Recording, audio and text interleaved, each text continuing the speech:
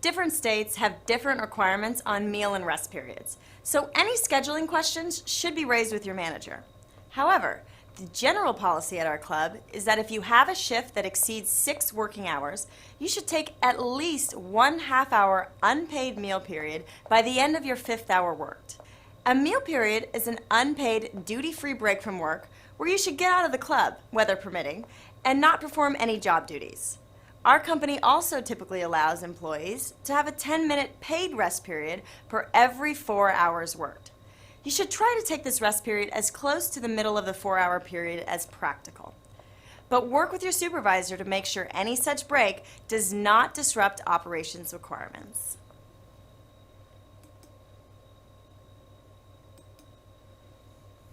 Many scheduled employee shifts include an unpaid meal period. If you have a shift that exceeds 6 working hours, you should take at least a half-hour unpaid meal period by the end of your 5th hour worked. However, if your shift is greater than 5 hours in length, but not more than 6 hours, you have the option of taking or waiving your unpaid meal period. A meal period is an unpaid, duty-free break from work where you should get out of the club and not perform any job duties. Our company also provides for employees to have a 10-minute paid rest period for every 4 hours worked. You should try to take this rest period as close to the middle of the 4-hour period as practical. But work with your supervisor to make sure any such rest break does not disrupt operations requirements. You should stick to your work schedule. If for any reason you feel that you need to work overtime, it must be authorized in advance by your manager. A standard work week is Sunday through Saturday, 40 hours per week. Each state has its own laws on how overtime is calculated.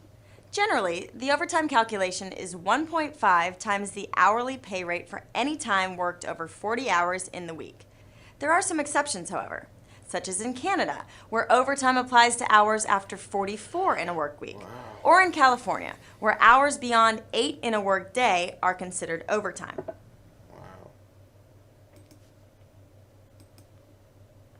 Benefits are not included with all positions.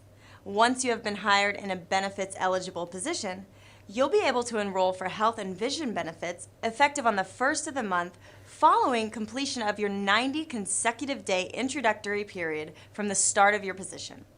We also provide vacation benefits for certain club managerial and corporate employees.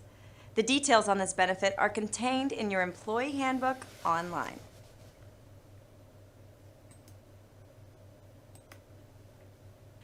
In our business, good communication is vital to being successful. Failing to be clear and specific with each communication can create confusion and frustration for employees and members alike, not to mention how it may affect your own ability to complete your job. Always be professional and use an upbeat tone when dealing with members on the phone. Additionally, while having your cell phone at work may seem useful to you, it can also be very disruptive. All of our clubs are equipped with a communication system that has everything you need to be effective.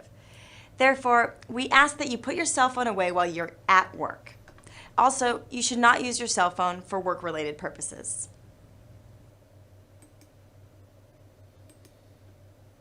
There are 2 important policies we want to highlight for you that impact your own behavior, as well as that of your coworkers. These are our company's employment opportunity policy and its anti-harassment policy. Both of these policies go beyond just prohibiting illegal conduct, but reflect our company's desire to make sure you have the opportunity for a successful career with us. We will briefly review the principles behind both of these important policies. First, our company's EEO policy is designed to make sure any employment decisions are based on merit rather than inappropriate factors. Such prohibited factors include a person's race, color, religion, gender, age, national origin, pregnancy status, sexual orientation, military service, medical condition, or disability. Our company has a great history of promoting from within, which can only be successful if the best employees are chosen for each position, regardless of any prohibited characteristics. Moreover, many positions at our company have a compensation plan in place that rewards strong performers. Our employees must be measured and rewarded based on their performance and merit, not appearance or personal preference. It is this understanding that guides our equal employment opportunity policy, providing us with a great workforce and the best service to our customers. Consistent with the EEO policy, this company also has an anti-harassment policy that prohibits employees from being mistreated or subjected to a hostile work environment due to any of the same prohibited factors that guide our EEO policy. It is important that every employee knows he or she must not engage in unprofessional or discriminatory behavior when interacting with members or coworkers. Such behavior is capable of creating what is called a hostile work environment, where an employee is subjected to adverse behavior that makes the workplace uncomfortable to him or her. The company policy prohibits not only actions which are severe or pervasive enough to be unlawful, but all conduct which is inappropriate to a workplace and could contribute to a hostile working environment. Our company believes that everyone, yourself included, has the right to not be harassed or made uncomfortable at work for any reason. Additionally, it is illegal and a violation of the company policy to subject coworkers or members to unwanted comments or behavior that makes them uncomfortable because of any of the prohibited characteristics, such as sexual orientation, age, religion, or race. At the end of the day, you should treat your fellow employees and club members in a professional manner. Work is not the place for raunchy jokes, stereotypical remarks, or slurs, even if they're just meant in fun. Violation of this policy will lead to disciplinary action, up to and including termination. Please note that this anti-harassment policy also specifically prohibits sexual harassment. There are two types of sexual harassment: quid pro quo and hostile work environment. Quid pro quo involves trading or conditioning job benefits on acquiescence to unwelcome sexual conduct. It does not need to involve a threat of discipline or discharge. Promises of promotion or favorable treatment for sexual favors can be illegal as well. Quid pro quo harassment will not be tolerated. For the protection of all employees, a company manager cannot date nor have a sexual relationship with an employee that he or she supervises. If such a relationship exists, you should alert human resources so that a different reporting structure may be utilized to protect both employees involved. The second type of harassment is known as a hostile work environment, which we touched upon earlier. This may be created based on a wide variety of inappropriate activity. Such conduct refers to acts of inappropriate touching, sexual references, jokes, unwanted sexual advances, or pictures, among other things. It is not just a matter of what is said to people's faces, but also what is stated in graphic text messages, emails, and pictures. Such contents should not be shared with coworkers. All these actions and more can create a hostile working environment for your associates and will not be tolerated. Please note that we provide this information to you not only to tell you about inappropriate conduct that you must avoid, but just as importantly, to remind you that you do not have to tolerate such behavior if it occurs. If you are ever subjected to unwelcome and inappropriate behavior at the workplace or by your coworkers, you do not have to put up with it. Indeed, if you are comfortable doing so, you may request the offending person to stop engaging in the inappropriate behavior. If this is not sufficient, please immediately tell your supervisor or go directly to the Corporate Human Resources Department. Importantly, company policy also prohibits retaliation against any employee who has raised such good faith concerns to human resources or their supervisor. We want you to come forward, rather than feel you have to put up with inappropriate sexual or discriminatory conduct. In short, both of these policies support our goal that no one should be made to feel like they are not an important part of our team.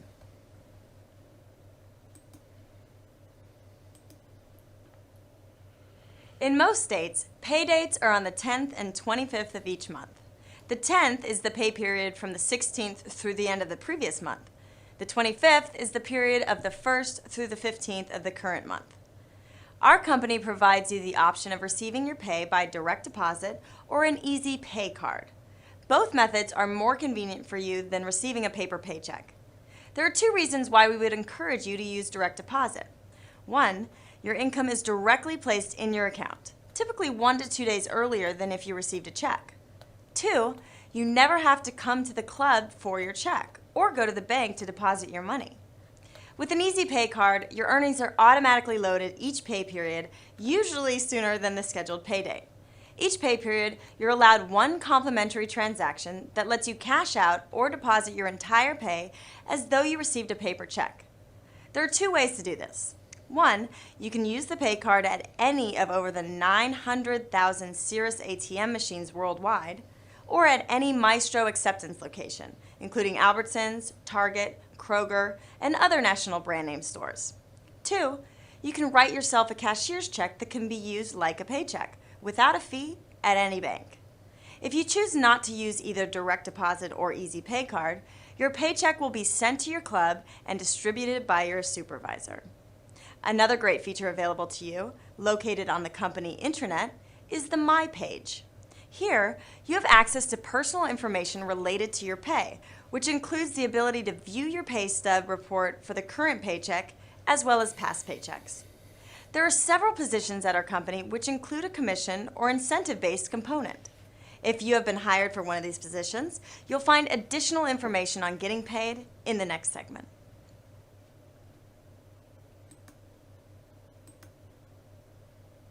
Having a consistent image is important so our members know what to expect and can feel comfortable, whether they are in Oregon or Florida.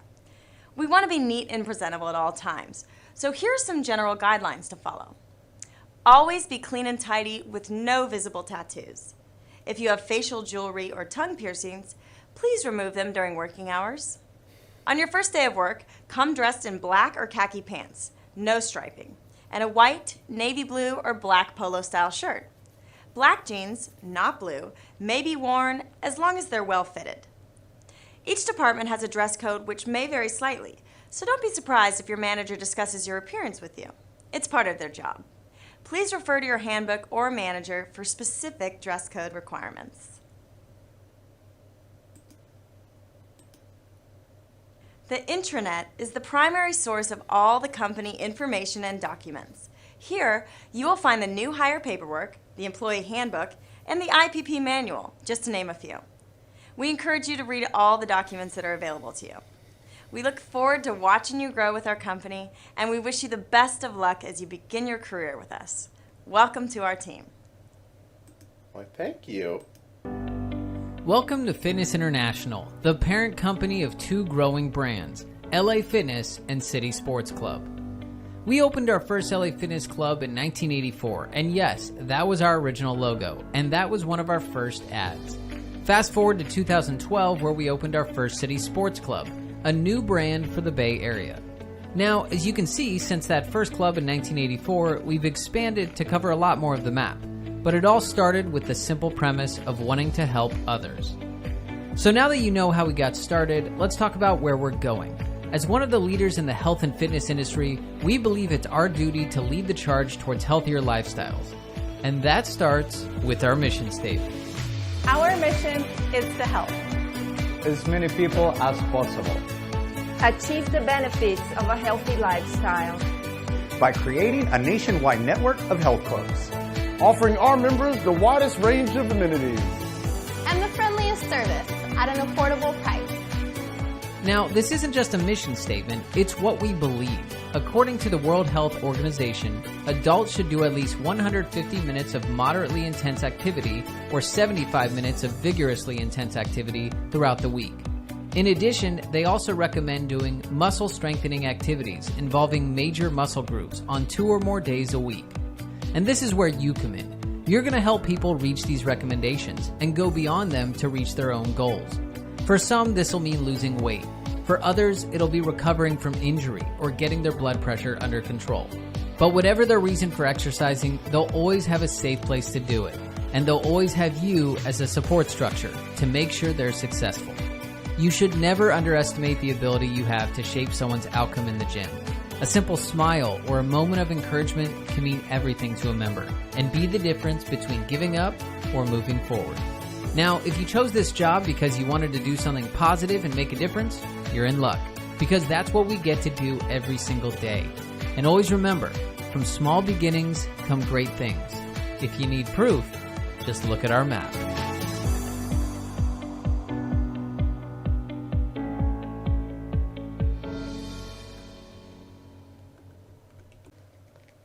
Unconscious bias refers to biases or shortcuts our brains make that we are unaware of and which happen outside of our control. Our brains can assess what feels safe, familiar, valuable, and likable, all behind the curtain of our conscious mind. In general, it's a good thing we're not conscious of everything our brain does. We're able to make quick judgments and assessments of people and situations, and this is integral to our day-to-day function. Yet it comes at a cost, particularly when left unexamined. These snap judgments don't just kick in the moment you're in danger or need to react with urgency.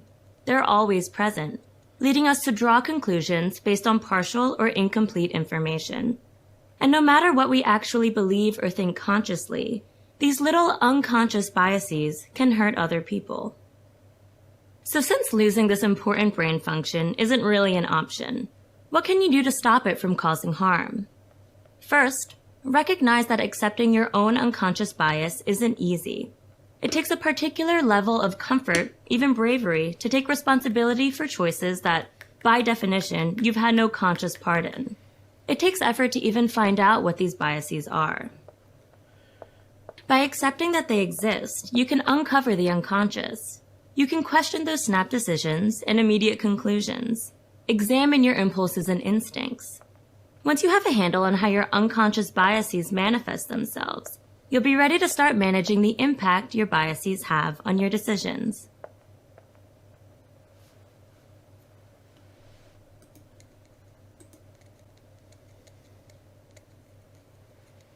Riddle me this. A father and son are in a car crash. They're rushed to the hospital, and the son needs to undergo surgery. Just as he's about to go under the knife, the surgeon says, "I can't operate. That boy is my son." How is that possible? Feel free to pause if you need a second. The answer is, the surgeon is the boy's mother. If you didn't guess that, don't feel too bad. You're part of the majority. In a study conducted by Boston University, only about 14% of respondents came up with the "mom's the surgeon" answer. The reason is that the word surgeon has cultural associations with men, whereas nurse has cultural associations with women. And curiously, life experiences that might suggest the respondent would solve the riddle, having a mother who is a doctor or self-describing as a feminist, had nothing to do with whether respondents answered correctly. Unconscious biases like this often aren't affected by our personal values or beliefs. In fact, they can directly contradict what we consciously think is correct. They are ingrained cultural assumptions we absorb very early on in life and aren't aware that we have. So how do you avoid having unconscious biases? It starts with awareness. Once you know your decisions can be influenced by unconscious bias, you can make choices based on all your options, even the ones hiding in plain sight.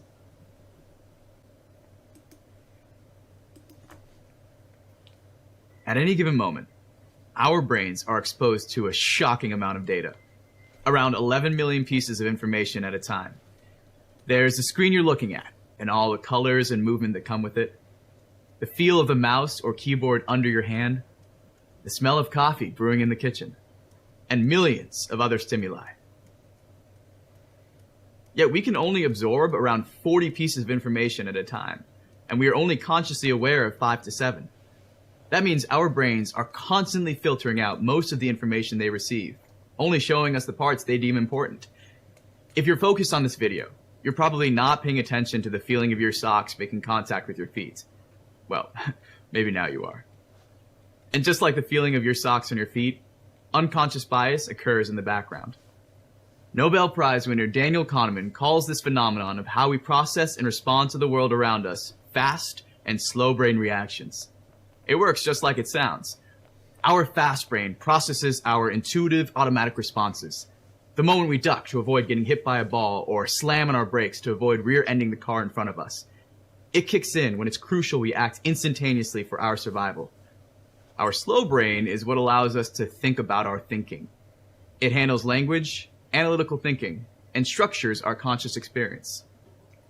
Reciting your ABCs is an example of a fast brain activity. But what happens when you try it in reverse?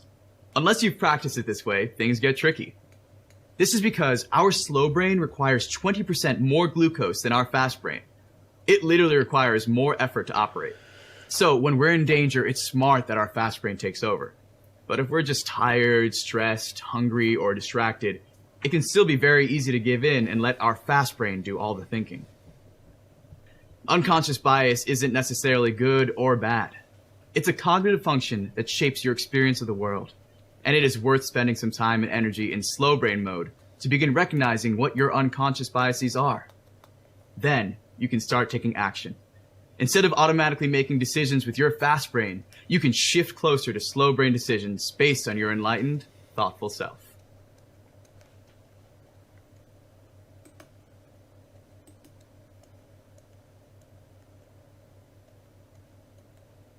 Unconscious bias can come in all different shapes and sizes depending on your particular culture and experience.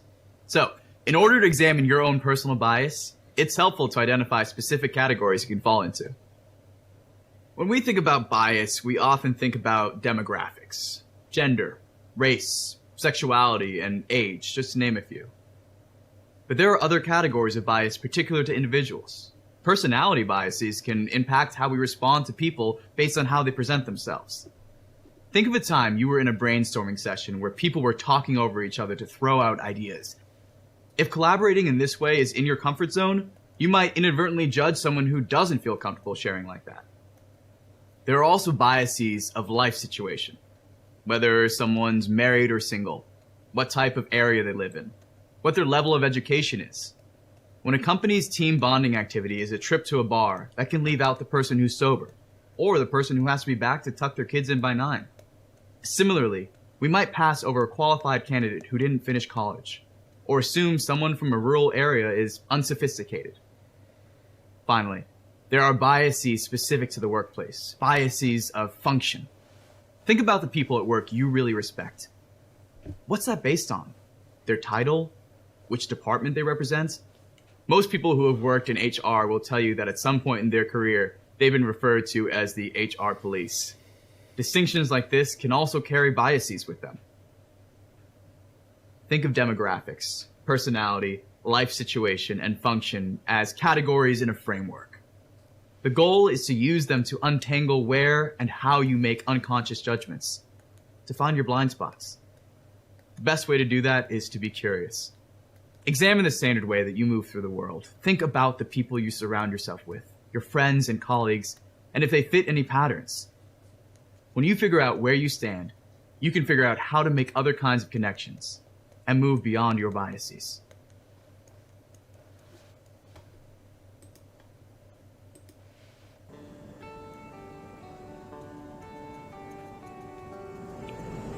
So for instance, I'm walking down the street the other night and it's late. It's not that late, but it's dark and it's kind of a quiet street. There aren't many people and there's this man walking towards me and I bristle and I'm nervous and like kind of somewhat worried for my safety in that moment. Like anything could happen and why did I react that way? What's setting me off? Is it the guy's race or the way he's dressed or his age? Like if those things were different, would I not react? Or is it any man who would be walking towards me I'd be freaking out about? Our instincts are there to keep us safe, and yet this instinct is giving me all these false alarms and totally so much bias is like woven into it, and it's really hard to tease out.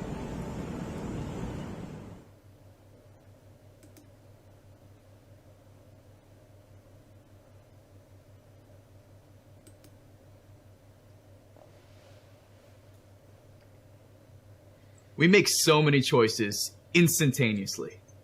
Where we sit on a bus, or who we assume is in charge and who is the assistant upon entering an office. Where do those decisions come from? Why do certain things just feel right? Certain people more or less approachable? Although sometimes these instant choices can feel like magic, they aren't. It's your brain working, often unconsciously, to make a decision based on all your previous experiences. Or in other words, based on biases and how we see the world around us. Bias has a number of negative connotations. Prejudice, bigotry, or hatred. Things we don't want to be associated with. But at their core, biases are simply mental shortcuts. They are a tool with which we categorize the familiar and unfamiliar, the safe and the dangerous, and anything else we impulsively react to. These impulsive reactions are instrumental to our survival.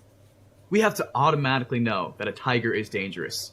We can't analyze every particular tiger we come across before finally deciding to run. They also make basic functioning significantly more efficient. Instead of spending hours deducing that the green and red shapes you're seeing are apples, you've already categorized them as apples and instantly gravitated to the Granny Smiths you like. It frees up your mental bandwidth to think about more complex things, create new things, or, at the very least, binge-watch things on Netflix. So, contrary to common belief, having biases isn't inherently bad. What makes them bad is when they cause false assumptions, ones we aren't consciously aware of. Admitting to having unconscious bias is hard, because it may seem like it holds implications for the kind of person you are. But really, it's about how you think. The more aware we are of our thought process, the more we can truly see the world and the people around us.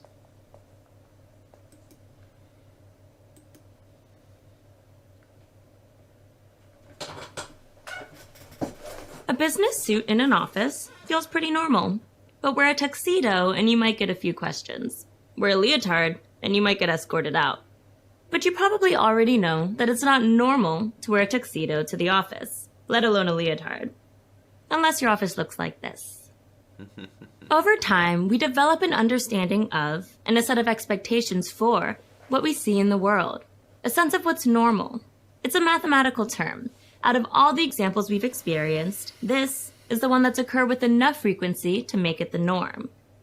But problems start when we equate normal with good or right, and different with bad or wrong. That's when we go from making observations to making judgments, from descriptive to prescriptive. Our perceptions of what's normal often reinforce our unconscious biases, which means that despite your best intentions, you may start judging people whose norms are different from yours. The way to reframe a prescriptive way of thinking is to consider different as an interactive description rather than an absolute. Something is different because it's not what you're used to, which means that what you're used to is also different from that thing. It's a two-way street. And normal is how things have been, not necessarily an indicator of how something should be. A little interrogation will help you reframe the norms you observed and reduce their effect on your unconscious bias.